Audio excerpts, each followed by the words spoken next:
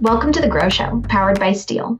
On The Grow Show, we share ideas, tips, tactics, and insights to help you grow your landscaping business based on our team's 40 years of experience running a landscaping company and working with other owners and their teams to do the same. New episodes are released weekly on Wednesdays. Without further ado, here's your host, Marty Grunder. Well, good morning, good afternoon, good evening, wherever the case may be. This is Marty Grunder from Grunder Landscaping Company and the Grow Group with another exciting edition of The Grow Show, powered by Steel. I hope this version of The Grow Show finds you alive and well in whatever city or country you may be in. The Grow Show is growing leaps and bounds. Be sure to tell your friends and other fellow landscape professionals about our show, because the bigger we grow this show, the more we are able to help people and carry on the message that we have here at The Grow Show, which is all about helping the owners and leaders of landscaping companies grow their companies. So this week, I want to talk to you about something that I often think about, and that is a question that I ask when I'm doing a workshop or when I am working with a group of landscapers. And I always like to say, would you want to work for you? You know, would you really want to work for you? When you think about that, does the thoughts of working for you, does that appeal to you, or do you see some issues? And that's the question. And since I'm not a very good liar, I'm going to tell you that I think I would pretty much enjoy working for me today. But 20, 30 years ago, I would not have wanted to work for me. I would not have wanted to work for 30-year-old Marty Grunder. Ladies and gentlemen, to be blunt, I was lacking in leadership skills. And I was too self-absorbed when I look back on it. I was a good businessman. I've always been blessed with the talent of salesmanship and figuring out how to make money. But I wasn't near the leader that I am today. And ladies and gentlemen, listen, let me just tell you something. We're all a work in progress. I still have a lot to learn, and that's the attitude we should all have. I think if you think you've got it all figured out, it's probably time to retire. And actually, even if you retire and because you think you have it all figured out, I don't think that's healthier either. But we'll talk about that on another day. Folks, when I was in my 30s, I was a dictator in many ways. It was my way or the highway. Now, today, I'm going to be honest with you. I still am a dictator when it comes to issues like safety, when it comes to issues like taking care of the customer, calling them back immediately, being polite to one another here, keeping our trucks, our facility, keeping your desk, yourself clean. And there's a few other things that reside on the non-negotiable list that are just part of our culture here. But I'm far more hands-off today at age 55 and serving as the founder and CEO of Grunder Landscaping Company and the Grow Group. I'm no longer the president of Grunder Landscaping Company. That title is held by Seth Flum. He's running the business, and I've got to let him do his work. I've got to keep my hands off. A leader charts the course, folks, but a leader doesn't need to be sticking his or her nose in everything. As CEO, I am not running Grunder Landscaping Company every day, nor am I running the Grow Group every day either. Vince is running that. The expression that I have really taken heart to, that a mentor of mine, Mark Thompson, that was just on a recent edition of The Grow Show. If you haven't seen that interview with Mark Thompson, I'd encourage you to go back there. We'll put a link to it here in the show notes so you can go listen to it. But in that episode, I talk at length about the impact that Mark has had on me, but also in something that he told me when I was seeking for guidance, when I knew back in May of 2023 I was going to promote Seth, the president. And I called Mark and I said, I need some counsel here, Mark. I need something to help me get through this, because while Seth is getting promoted, I'm getting promoted too, and I have a different job. So how am I going to do this? And Mark said to me, you need to have your nose in, but your hands out. And that just really helped me. So what he meant was, like, on the outside of the window, I can be looking in, but I don't dare say anything to anybody. This is Seth's company to run now, and I'm not going to undermine him. It's my company. I have the right to ask any question I want of Seth at Grunder Landscaping or Vince at the Grow Group, but I don't have the right to usurp them. It's pretty simple, folks. I try to treat them the way that I would want to be treated if I were in their role. If they gave me the responsibility of running their company, it's not that hard for me to put myself in those shoes and think about that. At Grow, February 6th, 7th, and 8th in Des Moines, Iowa. We've got some of their paraphernalia here at RJ Lawn and Landscape in Des Moines, Iowa. We're going to have some more sessions on this. talking about how you lead, talking about how you transition your company. And Tracy and Morgan from our strategic partners, McFarland Stanford, they're going to be there doing another version of the Don't Take the Monkey Talk. Bottom line, got to come to Des Moines to see it, folks. Let me make sure that you understand this.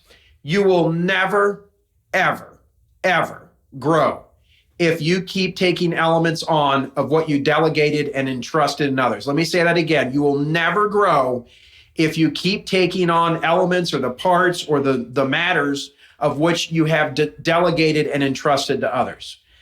You just can't do that. And that reminds me of the control versus controls lesson and the danger of that. You know, a lot of owners lose because they release way too hard with no controls in place, and it just doesn't work. You've got to give the people the ball. You got to tell them what the rules are, and then you have to support them. You know, a few years ago, a young client of ours, about 20 years younger than I am, he saw that I had Seth serving as our general manager and then our COO, and he was in here to visit with us at a field trip, and he could tell that I wasn't involved in the day-to-day operation of the business. And through the discussions of these wonderful field trips that we hold here at Grunder Landscaping Company, from which the Steel Studios are located in the Grunder Landscaping Company office building, you know, he liked this idea. And I think he looked at me as like I was playing golf, I was relaxing. So then I heard through someone else that he had gone out and hired a COO to run his business. And we followed that because, gosh, I'm 20 years older than this guy and I have a lot of things in place, been doing this a while. And I hope this doesn't sound arrogant, but if you come and visit us, it probably does look like I have an easy job. And it probably does look like all the things we do are easy. But, you know, when you go and watch a football game on Sunday, that looks pretty easy too. When you go and watch a concert, when I watch Luke Combs perform, that looks easy. But Luke Combs practices a lot. He puts structure in place. We practice a ton here. My beloved Bengals practice a ton. The game on the field is a culmination of a lot of preparation. So me getting Seth here in the president's position, that wasn't just like poof. That's over 35 years of hard work to get to that point. So, you know, we often make things look easy, but you got to be careful because you can't just delegate. Delegate does not mean abdication. You can't just delegate something and then completely be relieved of all the responsibilities. And you don't delegate something, but then pull back what you like or meddle when you want to meddle, or come in and decide to call a meeting because you want to call a meeting even though you're not in that role anymore. Again, you got to be very, very mindful of what you do and what you say and how that works. So back on to the question of would you want to work for you? In the world, according to Marty, here's the environment that people want to work in and not work in. I'm going to give you an example of each. And I think it's a pretty good examination if you are someone others want to work for, okay? So see what category you fall into. So I will ask you, do you hand assignments off to people and let them own them? Or do you hand them but take them over at first sign of trouble or at anything you don't like? Or maybe it's something you really like doing and you just want to jump in and do it because you own the business. One type of action breeds confidence, the other one erodes it. When you hand over jobs to people, you can't take them back. You can't even take them back when you see them failing. And let me tell you why, because in that failing, that's what they learn. You know, I try not to belittle or make fun of smaller landscape startup companies that I see here in the Dayton area. Because guess what? 40 years ago, that was me. And my truck was pathetic. My work was pathetic. But you know what wasn't pathetic? My effort and my attitude and my drive and my desire. I have a lot of small landscapers here in Dayton, Ohio that I wave to, that I give a thumbs up to. I might send them a note. I might reach out to them on Instagram. I think it's important that we encourage people. Look, rising tide raises all boats, folks. And I know that when someone is trying there, they're going to get better. And I want to have them as a friend, okay? I don't want to have them as an enemy. I have too many enemies. Now, look, I know it takes time to get someone up to speed. So these filters that I'm giving you are for people you have worked with for a while and you've made a commitment to. There's a whole other podcast coming up soon on how you develop leaders and how you see if you've got a leader. or if one that can maybe be promoted in your organization.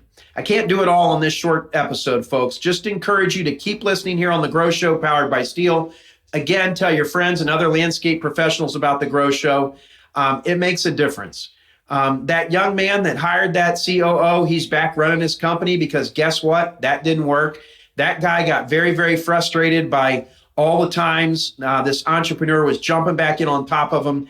I think he'll get it right the second time. He did learn in the 6 months trial of what he did and how he did it wrong. The fact of the matter was he wasn't quite ready to hand his company over to someone else. The company needed a lot more structure in place for him to effectively delegate the daily operation of it. Okay. So again, do you hand over assignments and let people own them and go, or do you hand them over but take them over at the first sign of trouble? The first one is what you want to be. Secondly, do you have job descriptions? And is it crystal clear who owns what and who reports to who? Or is it a free-for-all? I see this a lot in the companies that we work with. There's a lot of freelancing, a lot of free-for-alls. For some great tips on how to do this, I recommend you read the book, Winning with Accountability by Henry Evans. It's a great book. Everybody that comes to the field trip here at Grunder Landscaping Company, we read that book and we discuss it. It's in the show notes, a link to the book. It's about 90 pages long. It's a real short read on accountability, but it gives you some really good tips on how you delegate and how you set someone up for success. We do not want to consistently be setting people up for failure. Setting people up for success, you get a reputation as a great manager. You get a reputation as somebody who can be counted on. You get a reputation as somebody who develops other talent. That's what you want. The other one, people don't want to work for that. You're not going to delegate a major project or a task or a responsibility in the company to someone and then rush in and take it back and there not be hurt feelings, maybe even to the point that you lose a good person over that, okay? Imagine how frustrating it would be for you. I'm talking to you to come to work every day and not know who your boss was, what your work was, what your priorities are, and how you're judged, right? How would we know you're successful? Clarity begets success. Clarity of purpose in everything that we do, and all the people in the organization understanding what they're doing and how they're doing it. That's where wins can find you, folks. That's where wins can find you. Again, we see this a lot. I know of an older gentleman that called me a couple months ago talking about his boss who I knew. I was trying to help him a little bit. He loves his job, but he said that he's got 6 different people telling him what to do. So I gave him some suggestions on how to handle that. And I suggested that he go back to his boss and say, hey, I'm afraid I'm getting in trouble here. I've got a lot of people telling me what to do. I'm not sure how their agendas mix with yours. Is there any way we could get clarity? I was really glad. I got a little text from him a couple weeks ago. He said, Marty, that was great advice. I've got it worked out. I think I'm very willing and I'm very nice. So people have a tendency to come to me with everything. And I've had to learn how to put the guardrails up and be more assertive about what I can and can't do. But a lot of people do this to their folks by not being clear with what they want someone to do. I learned a lot about this when my oldest daughter, who's now 29 years old, was 16 years old and got her first job. And I remember when she came home from work at the end of the day, it was in the summer, and I asked her what she did and what they did. And they were talking about the training that they were doing and the mentoring that she had. And she has one person that she met with for lunch once a week. And my daughter's 16 years old at the time. And I remember thinking to myself, folks, they're doing way more than I'm doing. I got to get my act together. I got to make sure my people know what their jobs are and what a win looks like and how they will know if they've been successful. It would be really bad to go home at the end of the day not knowing if you made a difference. You want your team to go home at the end of the day knowing that they made a difference, knowing that they pleased their boss. Most people want to please their boss, folks. Not everyone is trying to tick you off, okay? So be careful of that. But I think it's very difficult and to set this all up. And it's very easy just to act like there's nothing wrong and just keep dumping stuff on people. So clarity begets success. And then last couple things here, and we'll wrap up this edition of the Grow Show. Do you compliment or do you complain? What a difference that can make. We have a gentleman that we've worked with, and I'm not going to tell you his name, just tell you he lives in Oklahoma. He's a nice guy. But when we do Grow, our big event, or when we do a webinar, they're not perfect, folks. And this guy is the first person to point out that lunch at Grow wasn't very good, or that the webinar had technical difficulties and he couldn't see me because the lights went out in the studio. He never, ever compliments us. Never. He signs up for everything, and he's a nice guy. But like when I'm picturing him right now, I'm picturing I'm not kidding you, the 10 times in the last 2 years that he's had something to complain about. And he has a right to complain. He's a customer. And lunch at Grow a few years back was bad. And we did have a technical difficulty on one of our webinars. He's right. But what I worry the most about this young leader is that, do his guys come into the shop after busting their tail all week long, and he tells them that their truck is dirty and they better wash it before they go home?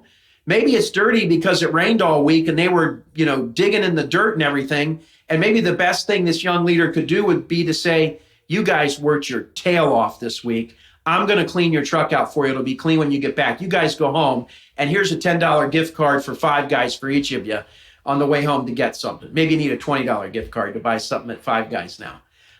But we got to be careful of that. Are you somebody that complains all the time, or are you somebody that compliments people? And trust me, there is time to complain or to give someone constructive criticism. But we got to know the situation that you're in, and a compliment will get you a lot farther than a complaint will. So again, would you want to work for you? Are you the person that points out the one thing they did wrong when they did 83 other things right? It's not the kind of person someone would want to work for. And then lastly, we'll wrap up the Grow Show by saying this. I think, World According to Marty, WAM, wham, I think that people want to work for people that are great at the things they want their followers to be good at. I could talk about this topic alone for 3 hours, but the biggest disconnect in leaders leading their people is they tell people to call customers right back, but they don't do it themselves. They tell people that their trucks need to be clean, but their truck isn't clean themselves. They tell their team that they should be in a uniform, but they come into work in shorts, topsiders, a tank top, and wear their hat on backwards. What you are doing speaks so loud, I can't hear what you're saying. I think Thomas Twain or somebody like that said that, okay? We got to be mindful of that, folks. And we got to be mindful of the disconnect that our actions speak when they don't line up with what we expect from folks. Again, I think people want to work for people that have alignment. I think they want to work for people that understand that it's not about them, that it's about everybody, and that they're a good team player as well. I think they're people that understand when they delegate, it doesn't mean abdication. It doesn't mean they're going to jump in. It means that you get a reputation when you delegate something, they've got it and they're going to go. I think there's someone that is very clear about expectations. They use accountability. I think a great leader would read Winning with Accountability from Henry Evans. And I think last but not least, the clarity there and being great at what we want the followers to be good at. All right, well, that wraps up this week's edition of The Grow Show. I hope you're getting ready to come see us in Des Moines, Iowa, February 6th, 7th, and 8th. We've got a great event planned at RJ Lawn and Landscape in Des Moines, Iowa. I can't tell you how excited I am to go to Des Moines. I can't tell you how excited I am about the conference center, the agenda, and some tricks we have. This is, I think, our 28th annual event. If you think we're not going to make this one better than all the others, you better go try. You better go think again, because Marty Grunder and his team wins. All right. Have a great week, everyone. We'll talk to you next week.